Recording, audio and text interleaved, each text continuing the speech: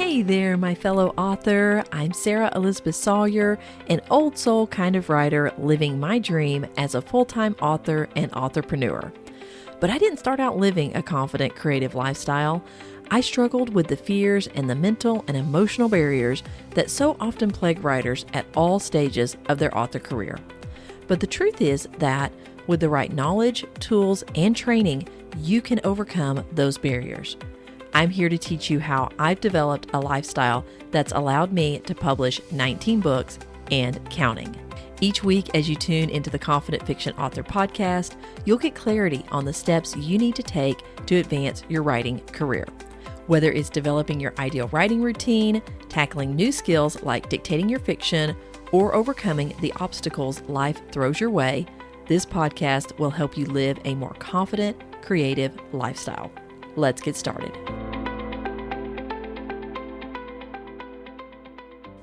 Hey there, my friend, and welcome to this week's episode of the Confident Fiction Author podcast. I'm your host, Sarah Elizabeth Sawyer, and I'm just grateful to be with you today. And I'm going to just kind of come in close here for this episode and talk about crises, and we all face them. And honestly, my mom and I are typically the ones who respond to crisis in our family. Like, we're the 911 for people around us and our relatives to call on when they need help. I've shared this a few times, but my cousin in 2023 was diagnosed with cancer. And so we walked through that journey with her, and we're very grateful for how she's doing right now. And so, yeah, we're typically the ones who are frontline, taking care of family and just being in the middle of it. But this time around, 7 weeks ago, and this isn't something that I've shared in my emails or really hardly with anyone in my audience, but my mom and I were in a car accident, and it wasn't as bad as it could have been, but we both agreed it was the worst accident either of us had been in. And she's 72 years old. This was my third car accident, but this was the worst one, with all the airbags deploying. Her wrist, it broke her wrist, and burns, and just different, just some injuries that we had. And I don't want to go into all the details. It wasn't, my mom was driving it, the other driver definitely at fault and all, but we're very grateful that it wasn't worse than it was. And like I said, I'm not sure why I haven't shared this, other than just mentally, it's been a drain on me. It's one thing to help someone else going through their crisis, but it's very different when you're the one who is having to call on others to help and give assistance and all. So it's been a thing. And it's just been so good, though, to have our family and friends support us during this time, and really feeling like we're coming out of it now. And that's why I wanted to go ahead and share it, and also share some more tips for you in making mental adjustments with when you're in a crisis, especially if you're a caregiver and all. And I say more tips. Way back in episode 3, when I first started the podcast, I did an episode called How to Make Mental Adjustments in a Crisis to Keep Writing. And I wanted to come back to this topic because I had more tips to share. And then now, after going through the car accident and really working through some things, I have some more insights to share that will hopefully be helpful for you if you're going through a crisis yourself, or helping someone in their crisis to stay on track with your writing and with your life. And so, 100% honesty, I have not been writing fiction every day. It has been a struggle, but it's also been my place that I just love to go to. I love to be in my fiction and to be writing fiction, and that helps me mentally when being in a crisis. But if you're in the middle of it, how do you keep that fiction writing going and let that be a part of your comfort, and you're just working through what you're going through with this crisis? So I am just now coming out of this mentally. I feel like literally this morning was the first morning I've done my full routine. And I've talked about my morning routine before, and you guys know how important it is to me. I love getting in my morning routine with my morning pages and all. But honestly, the last 7 weeks, I've done a very slimmed down morning routine of just brush my teeth, do my Bible reading and prayer, do the dishes. The dishes will always be there for you. And so it's just been a very slimmed down version of it. So this morning, it felt amazing to just do my entire morning routine, my long stretching session. Like it was very nice. And so I'm feeling more mentally prepared to talk about this with you. And I hope that it's helpful. Like I said, I just wanted to come in close. If you're a caregiver or you're currently going through a crisis or you've been through a crisis and you're trying to make that recovery, just know, give yourself grace. And I'm going to talk about this at the end, but I want to give you these 3 ways that will hopefully help you make those mental adjustments and help you be more prepared to stay in your writing and stay in your creative flow if you're going through a crisis. So let's go ahead and get into these 3 ways that can help you mentally when you're in a crisis. All right, the first thing is packing. So when you get that call to an emergency, a family member that is needing you, you're going to be grabbing some stuff and going out the door.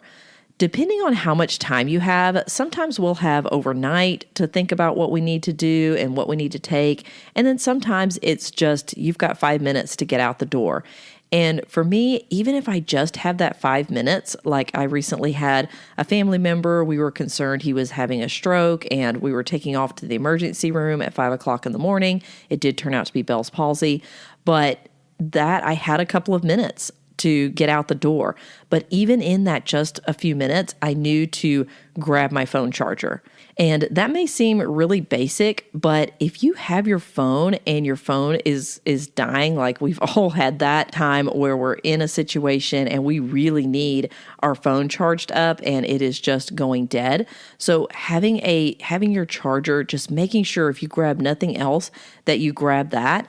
Because if you have your phone, for me, I write on my phone anyway. I dictate directly into Scrivener on my phone. So as long as I have my phone and a way to charge it, I can do my writing. And what I have found in the multiple incidents that I've been in like this, multiple crises, middle of the night, emergency room visits and all, is there is downtime. And especially if it's not a life-threatening situation and your loved one or your friend has been hospitalized and there's just a lot of waiting time. You know, maybe it's a broken bone. I had a friend who her mom broke her shoulder and she had to take her to the ER. And then it was just sitting up all night, basically in the room trying to catch some sleep. And so my friend, she had grabbed her laptop and she was actually doing some writing, and we did some co-writing late in the night to just help her get through that time because it is a lot of downtime. So having a charger, if nothing else, you can write on your phone when you have that downtime to help pass the time and then also to help de-stress. I have found being able to write in situations like that it's de-stressing because my brain, I'm mentally able to go to a different place and just relax and just have a little bit of downtime in the middle of the hospital noises and the white noise and the beeping and the things going on. So with that, if you do have a little time though, and you're heading out the door in a crisis, what I love to do, I have a backpack that I have used for almost 13 years. And I actually just kind of replaced it. I did get a messenger bag and I'm really loving that it's smaller and more compact, but my trusty old backpack, what was amazing about it, and same thing with the messenger bag, is it has designated compartments for different things. So I know where my computer charger goes, where my phone charger goes. If I'm I'll go ahead and grab usually my spiral notebook to do my morning pages, and of course where my laptop, and also where I can stuff some clothes, just some quick changes of clothes, just always want to have a change of clothes. And so with having a designated bag that you use frequently, that helps you remember what to grab and pack. So if you are getting ready to, you've got to run out the door, I will grab that bag and I automatically know what to fill it with based on I pack this all the time. So it reminds me of, yes, I need to get my computer charger and put it here and my phone charger here, my earbuds here. So just having a bag to do that with, you can easily pack and grab and go out the door. If you have a little bit longer, maybe you can pack a suitcase and get some good water and snacks. Keep your health going. I always encourage authors to do that. And I also encourage you to not overpack. You don't want to be lugging around a lot of things in a crisis. Know that you can always go to the store. You can even get more clothes if you need to or do laundry, but don't overpack where you're having to lug a lot of things around. But really thinking through what you can pack that will help you keep going with your writing. Another thing is earbuds. I always like to take my earbuds with me. If nothing else, I can play white noise and just kind of block out the sounds of the hospital or wherever it is that I'm at. And I can get into the flow of story or writing if I need to. And that's always really beneficial. So I make sure I have my earbuds, and all of these things are what I grabbed and packed when we needed to go be with my cousin, who ended up in a hospital through a series of events, ended up in a hospital 4.5 hours away from us.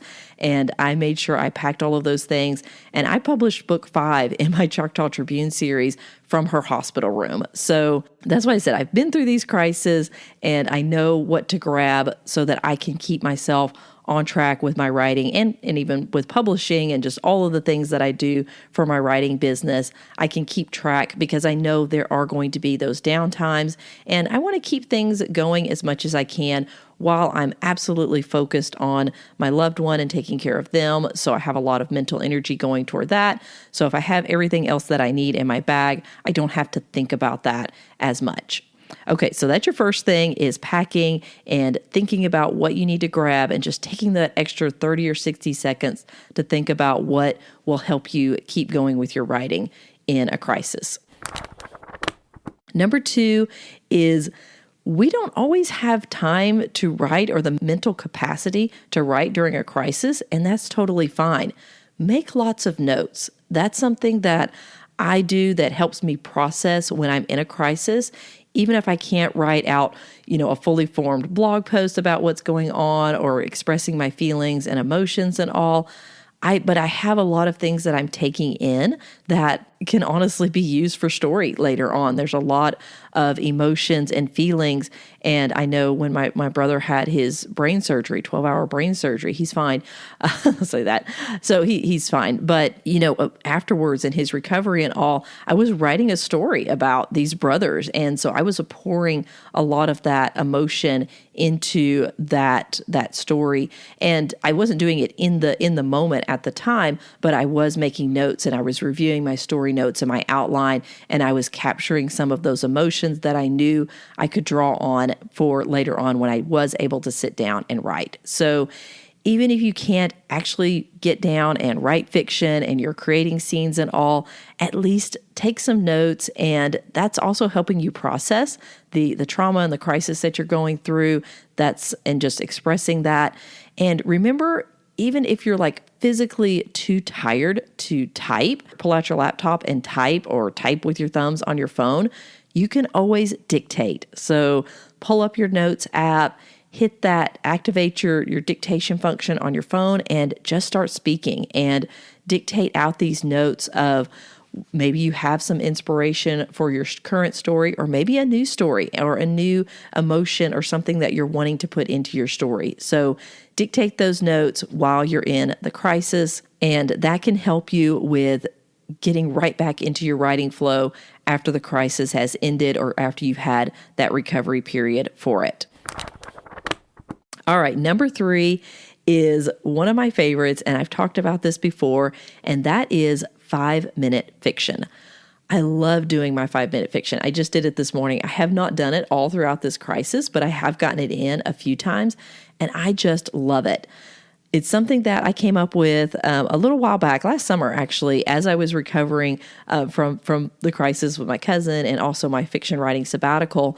And that's where you just write for 5 minutes, and you stop after 5 minutes. You don't force yourself to keep going. And that's so helpful because for your brain to know that it's just 5 minutes and I can do this for 5 minutes, regardless of the situation. Now, I say regardless of the situation. There's absolutely times that I am not going to be writing fiction, like whenever I was sitting there in the ER chair waiting for my mom's scans to come back, her x-rays and all, and we found the broken wrist and all. So it's, I'm not going to be sitting there and writing fiction. I could have probably, like I was calm enough to do that, and it probably would have helped me process, but there's certainly situations where you're not going to. But I talked about those down times, or maybe it's at night and you're just winding down, or in the morning when you're getting up and you're at the hotel or the hospitality house and you're going to be headed back to the hospital, and you just want to get in 5 minutes of fiction just as a release for you, as some happy thoughts, some joy, if that's what you find in your fiction writing, which I do. So 5 minutes of fiction. I go into this in episode 10, more exactly how I do it and how I encourage you to do it, but you can go check that out. It's called 5 Minute Fiction, New Habit for the New Year. So that's back in episode 10. The other thing you can do with 5 minutes of fiction is maybe you want to print out your story notes or your outline before you leave. So if you've got that extra time, maybe you've got an hour or something before you actually need to leave to go handle this crisis, maybe you want to print out your story notes. I've done this, and it just gives you a different feel. Like if you're used to just always working on your computer, and now you're in this crisis and your brain really doesn't want to go there because everything is abnormal, then you may want to prepare with a different way, an abnormal way of getting into your writing and your writing flow. And that may be in printing out your story, maybe printing out a scene that you want to edit, or printing out your outline. So when you're doing your 5 minutes of fiction, you've got your outline and it's there on paper, and it just feels different. You are already in a situation that feels very different, and your brain is kind of freaking out and it's resistant to doing any of your normal stuff because it wants to preserve that energy for what you're needing to pour into the crisis. You don't know what's coming, so your brain really wants to conserve energy, and I often find myself in a state of a lot of resistance with doing fiction writing because my brain is just on guard. It wants to guard my energy. And so just if I can find a way of changing it up and just doing 5 minutes, or having my notes printed out and a different way of doing things, I can kind of circumvent my brain sometimes and say, yeah, we're in a different situation, so we're going to do this differently. We're going to do fiction writing differently. And you may also want to do a different method for writing. So if you typically type, maybe you want to dictate, or if you typically dictate, maybe you want to handwrite some of your stories and then you can dictate it later and get it transcribed to your story. So having different methods for writing and changing things up, I have found is helpful, or can be helpful in a crisis, to keep me going on my fiction writing. And so those are your 3 tips with things that you can do to make mental adjustments during a crisis, and that is packing and making sure you pack things like chargers and earbuds to really keep yourself going. Have a bag that you are packing, the same bag every time. Helps you remember everything that you need for your author life and your fiction writing. And number 2 is making lots of notes and just expressing what's going on and capturing the raw emotions of what you're going through at that time. That's something that I do often in a crisis. And number 3 is your 5 minutes of fiction. And again, you can go check out that episode. It's episode number 10 on 5 minute fiction. And hopefully that will just really help you keep in your writing and keep in touch with your story as you're going through a crisis. All right, wrapping up here, I want to say again, give yourself grace. If you're going through a season of caregiving, or you've been in a car accident, something's happened like that has really disrupted your normal world and is drawing extra energy and time from you, just give yourself grace and don't beat yourself up if you're not being able to write your fiction every day, or you're not being able to keep your word count up, or if you're having to push out pre-orders like I've done in crisis. So just give yourself grace and know that this is a season and you will come out of it eventually, and you can get back to your routine. like I said, we just had that car accident 7 weeks ago, and I am just now feeling mentally like I'm coming back to the point of my normal life. And not to say I haven't been doing anything. I taught my dictation boot camp. It was the second largest one that I've had. Fantastic authors. If you were in it, I just so appreciated your enthusiasm, and it was just a great time with fellow authors. I was also caregiving for my mom with her burns and her wrist and chiropractic and massages and all the things. So I had a lot going on the past 7 weeks, and I just gave myself grace. I did my 5-minute fiction here and there when I could, and otherwise I just didn't worry about it. I didn't stress about that I'm not getting this book done, and I really want to get this one finished. I'm working on my last book in my Doc Beck Western series, and I want to get it done, but I just released it and gave myself that permission to just do the recovery and the mental rest that I needed. And now I'm really feeling ready to get back into my fiction world and my morning routine and just get back more to normal life. So just know if you're in that season, you will come out of it eventually, and give yourself grace during that time. All right, my friend, that is it for this week's episode. I hope that it was helpful for you, and I will see you in next week's episode of the Confident Fiction Author Podcast. Meanwhile, take care of yourself.